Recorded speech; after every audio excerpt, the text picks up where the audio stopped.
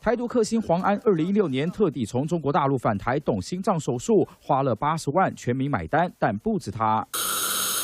躺在诊疗椅上张大嘴看牙，超过1/4的海外侨胞都特地回台看牙医，因为省很大。像是在美国拔颗牙得花2、3万块，台湾只要150块钱就搞定。这种刻意返台短暂复保，2016年就吃掉健保3.4亿，让网友超不满。卫福部现在也宣布，侨民或外派人士目前欠费的5万人将锁卡限制就医。些人说算一算，加上机票钱还划得来，因为台湾的健保实在是便宜又大碗。 我相信台湾的主流的民意应该会支持跟接受才对。没有缴保费，但是要享受这样服务，这是不合理。所以我赞成适度把它补起来。到底要缴怎么样的保费？我觉得这一部分可以来讨论出一个比较合理的方式。蓝绿立委举双手赞成，毕竟不缴保费钻漏洞，却能跟乖乖缴费的人平起平坐，谁都无法接受。3人网大冯周凯台北报道。